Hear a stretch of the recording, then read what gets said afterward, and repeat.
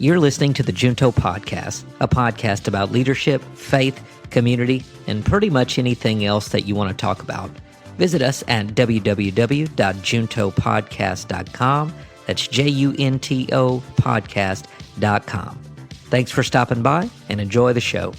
Hey, everybody. Welcome to the Junto Podcast, Together Podcast. This is episode 72. Excited about the content today. Everybody's got a personality, so we're going to talk about it. Everybody has a personality. Episode 72, and welcome to the Junto Podcast, or welcome back. Great conversation, as you mentioned. You know, looking back over the last several weeks, we're having really good conversations, talking about depression, talking about all kinds of things, gossip, true, genuine concern, and as always, our conversations always take a turn back to the perspective of faith, and we're going to do that today. And as you mentioned, we all have a personality, but the question is, what type of personality do we have? And a couple of weeks ago, I guess it's been 2 or 3 weeks back, you and I, as a couple, as a married couple, us together, we had an opportunity to go see Jordan Peterson in Little Rock. We did. Phenomenal, in my view, psychologist, and just really, really good information about self and also spiritual things. So it was very, very good. And with that idea in mind, we're going to talk a little bit about what we learned that night, but also get into personality and how that affects our life, our relationships, and all of those things. Yeah, so for sure. How you doing? I'm good.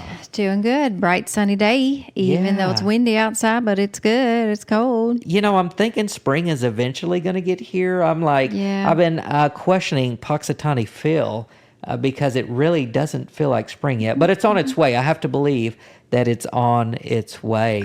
Woodchuck meat.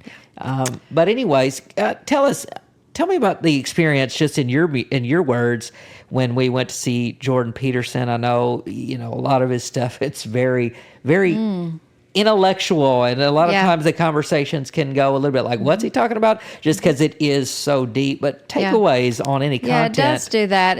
But he also actually brings it back around so that the average person, moi, can understand.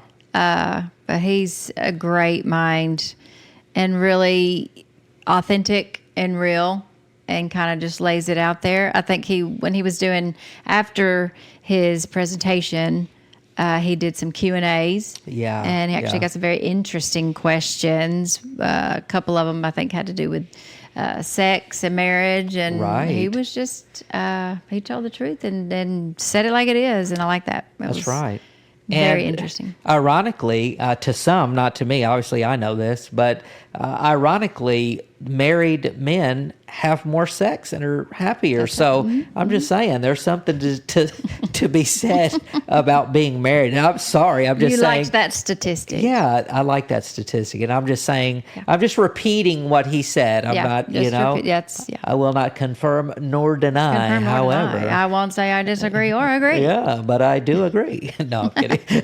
That's good. Yeah, so a lot of his content, a lot of his information is about personality, and we're gonna be reading some material. This isn't directly from him. However, we are going to put a link to a personality test that is done by Jordan Peterson and his staff or crew, whatever the case may be. And it's an opportunity for you to answer 100 questions and to get an idea about what type of personality you might have. And I know, in some cases, why does it even matter? And why does it even matter? To some it does, to some it doesn't. However, I think it should to everyone, actually, because our personalities affect our relationships. Our personalities affect our jobs. Our personalities affect our school, whatever you're involved in, any organization, any relationship that you have, your parenting, your boyfriend-girlfriend relationship, your friendship. I think it all matters. And I think we always talk about awareness, being aware. Awareness is key. And I think that being aware of our personalities and others' personalities, sometimes that can help us to lend a little bit more grace to ourselves when in situations where we don't understand, why do I always act like that? Or why do I react like that in those situations? Like I want to do better. We all have strengths and weaknesses, and I feel like giving ourselves more grace, maybe if we do understand, well, this is my personality. So now that I know that, I can either celebrate this or I can work on this, right? Or try and give other people grace. You hit the nail on the head. You're exactly right. In terms of relationship and just work, when I say relationship, I don't just mean marriage, boyfriend or girlfriend, but the reality of it is you work 8 hours a day. You build relationships with coworkers, right? You do. How do you learn? How do you process information? How, what types of things do you like to be involved in? How can you pursue and meet your personal goals? A lot of that is tied up in the type of person that you are. What are your desires and your goals, the type of work that you like to do, even what and who you're attracted to can be tied up in your personality. So lots to discuss, and let's just jump right in. I like this. This particular article, it's actually from Indeed. It's really good, though. It's one of the better ones we found just because it gives a good breakdown of the different types of personalities that there are. And they're big five. So that's what we're going to do today. We're going to talk about the big five. And as we do, I want you to listen, and I want you to be listening for cues. That way you might have an idea, or get an idea, rather, of what category in terms of personality that you might actually fall into. So and also afterwards later, we are going to take that personality quiz of Jordan Peterson's that you talked about earlier, and we will share our results later. Everybody loves a test about themselves, something that's going to reveal an attribute of yourself. I mean, I love those. I like those. I love it. So here's some tidbits here just from the article here. Understanding your personal attributes are key of personal life development, and awareness of your personality traits and others can help you do your best at work, in life, and result in enhanced life relationships, and even career fulfillment. In this article, we define personality traits and provide a list of the big five. So even Jordan Peterson, in some of the work that we looked at, he himself listed big five. So the big five kind of are standard. I have seen them changed. The names are changed or interchangeable with other words that are synonymous with that same trait, but nonetheless, there are the big five types of and there's also other common ones that fall under those that are a little bit more specific, but the five general. Let's talk about personality traits real quick. Okay. Personality traits are characteristics and qualities that help define you as a unique individual. Wow. They're often developed throughout life and may remain consistent across many situations and circumstances. Okay. Why do we care about personality traits? Because they help us anticipate how others will interact, and how we may interact in workplace or church, school organizations, whatever. They provide an indication of a person's likely response to certain situations and pressures. I just think the awareness of it can help in many situations. I love this. Just stuff that we encounter in life. And what does it say? It's. I know as Christians, you hear this a lot. It's easier to act like a Christian than it is to react like one. And I feel like sometimes if we're not aware of those reactions when they happen, because sometimes you're not even thinking, you're just reacting. Exactly. And pure emotion. Right. And afterwards you're like, why did I freaking react like that? Why didn't I say something else? Why didn't I do something else? Why did I not show it on my face? Right. That's hard for me. So, like I said, I think if we can understand these things better, we can give ourselves grace more, and we can give others, extend grace to them more, and grow as people. And that's essentially what we want to do in life. I love it. We're so much of what we do in this podcast is a direct reflection, but we're always coming from a spiritual standpoint. But I love so much how the science, in my view, how we can always take it back to who God says we are, and having that knowledge of who we are in Christ, and then reading something like this, learning about our personality and how God created us. I don't know. There's something about it that it just draws me to it, and that's why you find most of our conversations tend to go back into who we are, and it's so important. And we're going to jump into the article. I just wanted to say briefly, the reason we spend so much time talking about this, because Heather and I encounter so much, and you can just look into the world, that people are hurting. People are looking for answers. People want to know who they are. People want to know that they have a purpose. I know successful people by all intents and purposes. Remember, we were talking about that the other day. I actually asked him, break that down for me. What does that mean? For all intents and purposes, they are successful, financially, career-wise, but yet still feeling like they don't have a purpose. So I think that having conversations and exploring things like personality can just get us one step closer to being self-aware, and then taking that back to what we know about who we are in Christ. So yeah, and people want to go deeper. They want to dig into things. They don't want to stay at surface level. Some situations people do. Like, I don't want to know anything, but ignorance is bliss. In some situations. In some situations. But you do have those who do want to understand the whys and the hows, and how can I do better by knowing the whys? Right. Like, how can I be more motivated because I know the why, or how things work? Yeah. Such and such. So, yes. Well, very cool. So, about the Big Five. The Big Five personality traits are a set of descriptions of your personal qualities, including your emotions and how you function in certain situations. This 5-factor model, also known as the ocean model, assumes that each category exists as a spectrum. So remember, Heather mentioned that, there's a subset of emotions that fall. Yeah, we'll talk about some other more just common personality traits. So real quick, tell us about the first one. What is the first of the Big Five that's listed? For ocean, O, openness. Openness represents how willing a person is to try new things.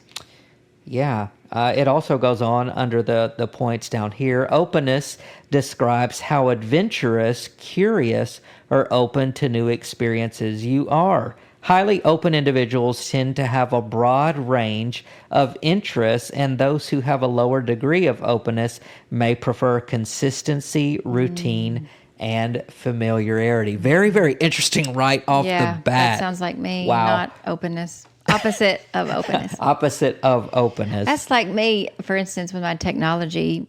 I'll get a system on my computer, and I'm good. I know how to work it, and I'm doing my thing. And then here comes an update, or I've got to, upgrade it to the next whatever software. Yeah. I'm like, no.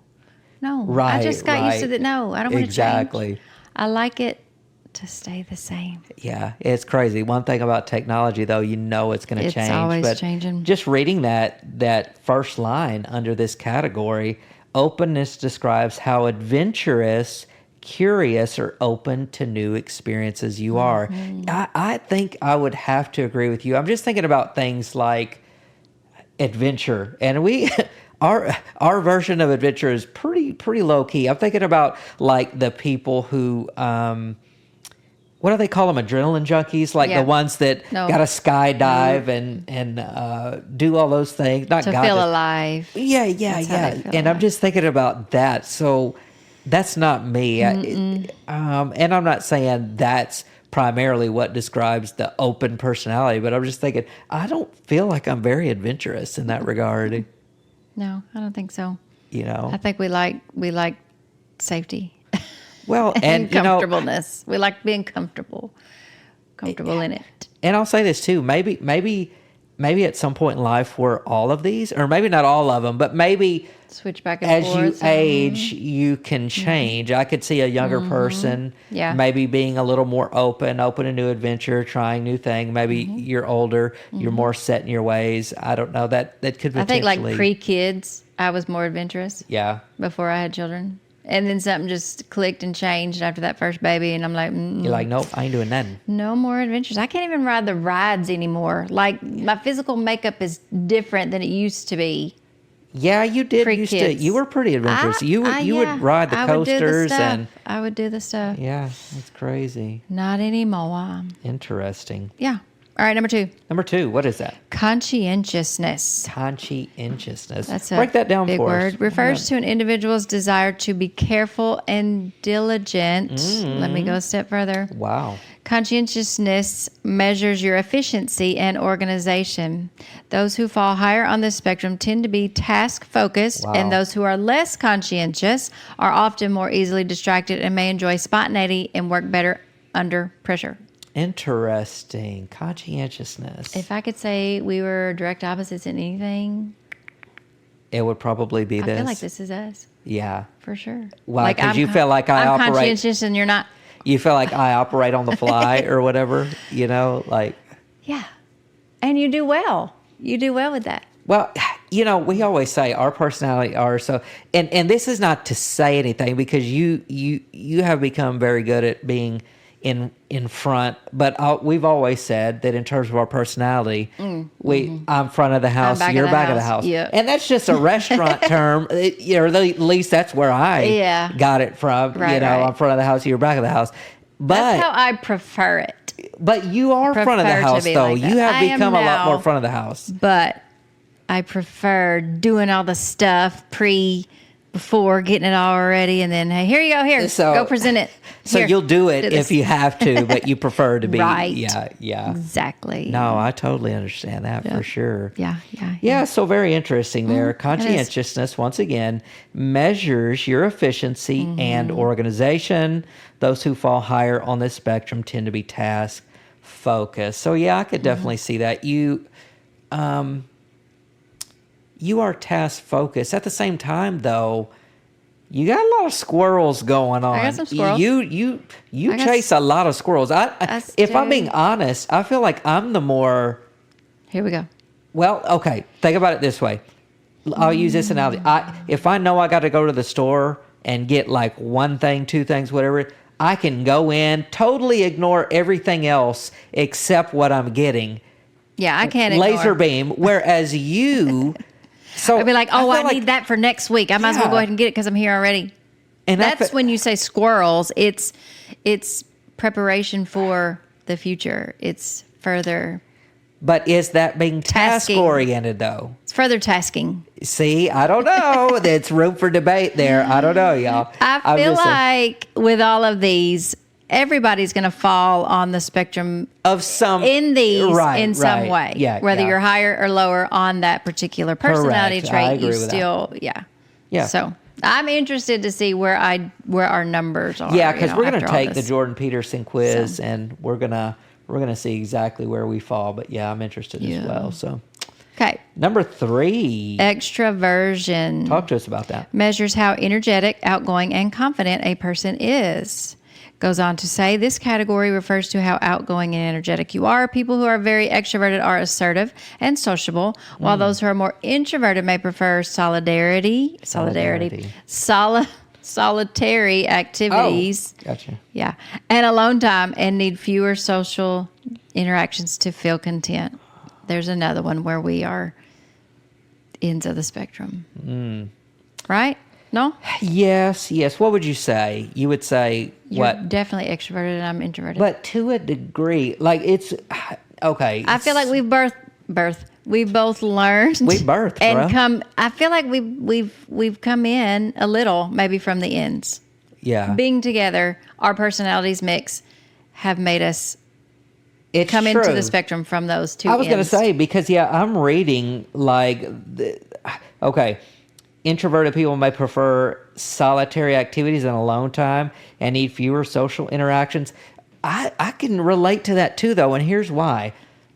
I'm going back to the analogy, the front of the house. A lot of what we do, even at the school, the work that I do there, and then, of course, the podcast, and then the church, I feel like those are all things that are kind of... They're avenues that get you... Well, they're out there, specific. Like in the... Yeah. You know what I mean? So... When I'm not social realm, right? And when I'm not doing that, I really, really like crave the downtime, the alone time. Also, you're speaking at the church. I mean, like that's a lot, and it's a very social thing because it's in front of people. So yeah, I can relate to that. I can see the extroverted side, but I can also see. I could appreciate the introverted aspects as well. Got you. And I think you're like that too. Yeah. I have my moments where I need to be, around folks, my folks, and right. Yeah. For sure.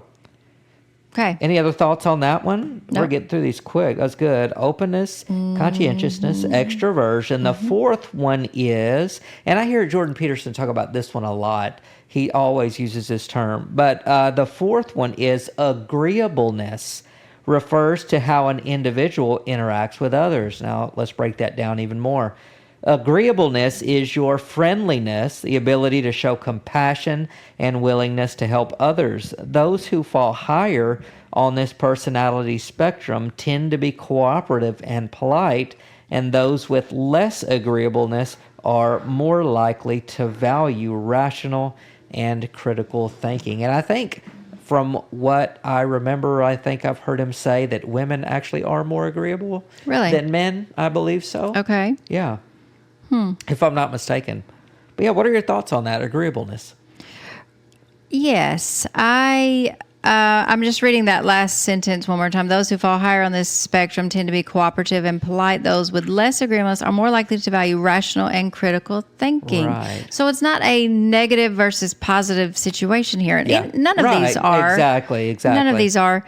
They're just different ways of coping and running through life, going through life, and relationships and encounters with other people. So I'm thinking, the rational, critical thinking, it's not that someone is trying to push back for just saying they're just pushing back, but it's actually having those, breaking down the situation. Okay, for instance, this, we're having a disagreement or whatever. Yeah. It's not for just for the sake of, well, I'm going to go against you just to go against you. No, it's pause, wait a minute, let's think about this.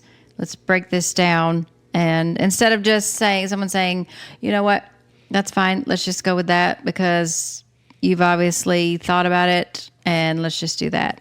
Right. I mean, I think someone can be agreeable or labeled agreeable if they're just wanting to not have to worry with it and just passing the buck.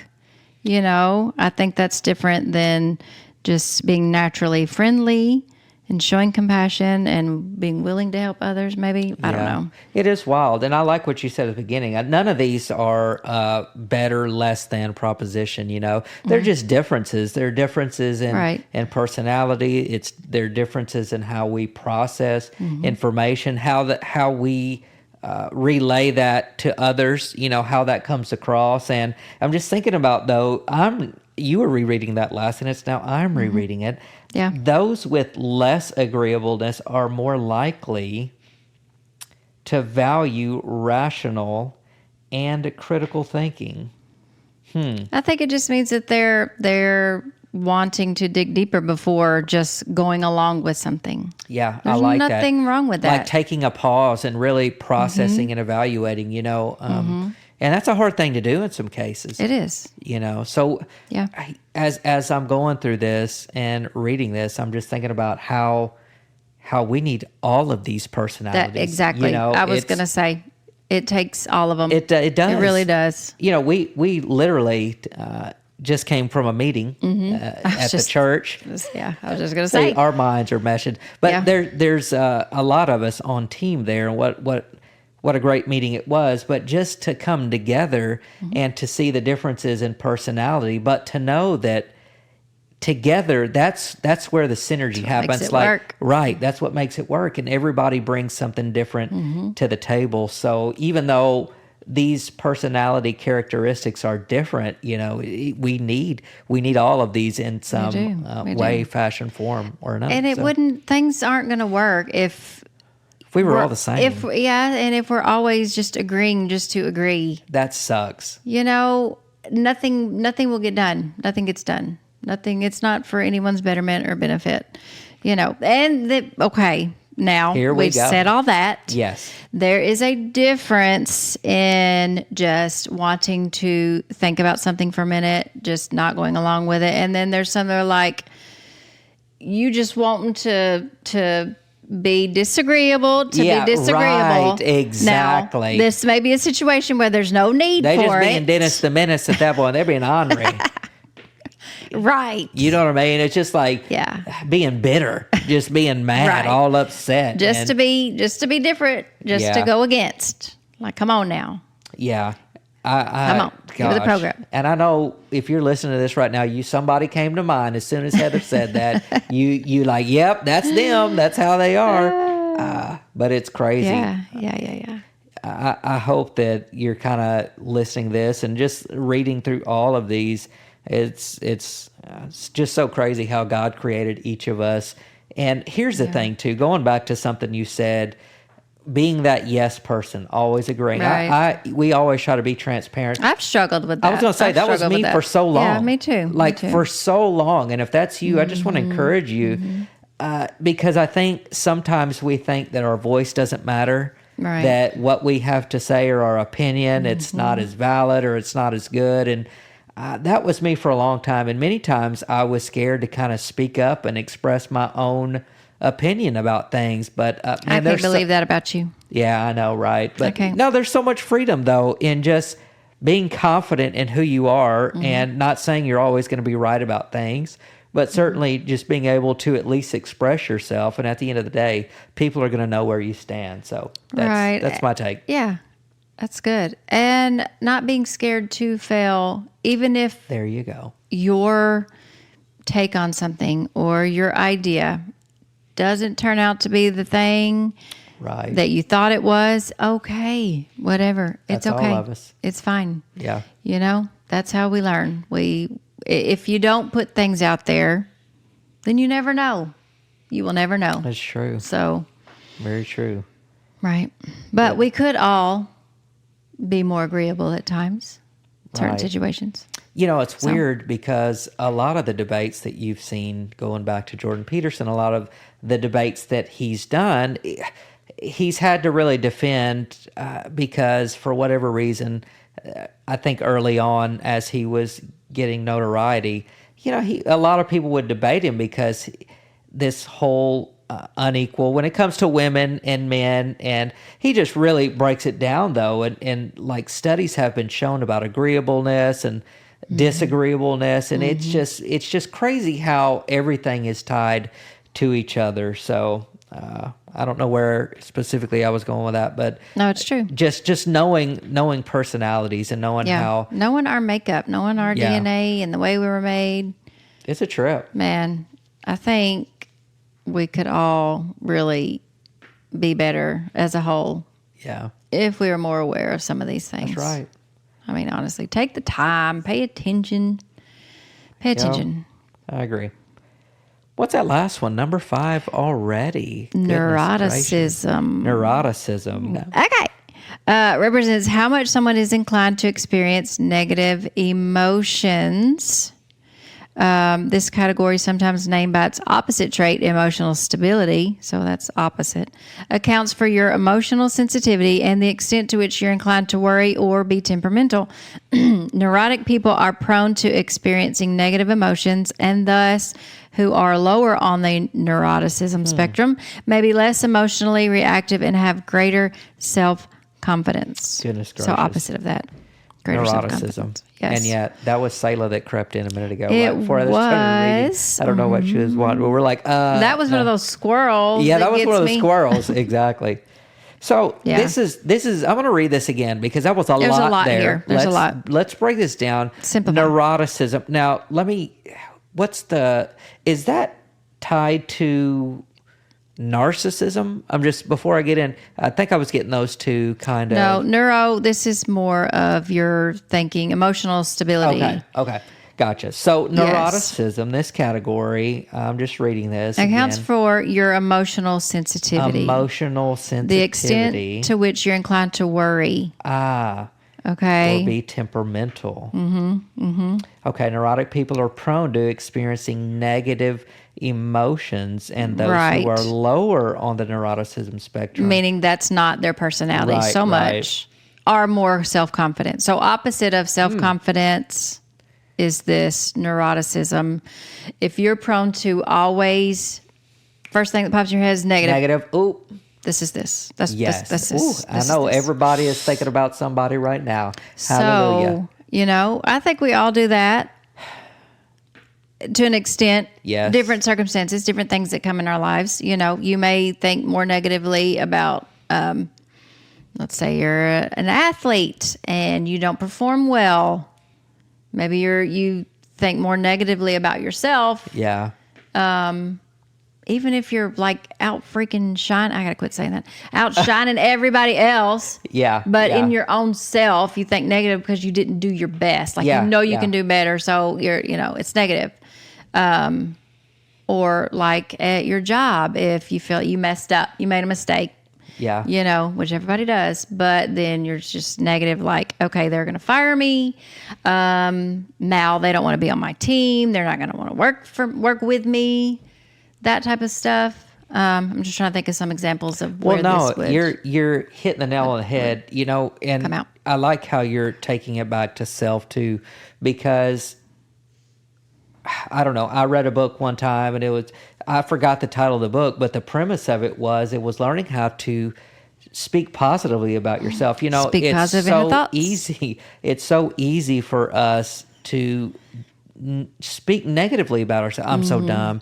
I'm so stupid. Why do I do stupid stuff? And on and on and on. Well, understanding these personality traits and being able to say, wait a minute, I'm acting in a neurotic way right now.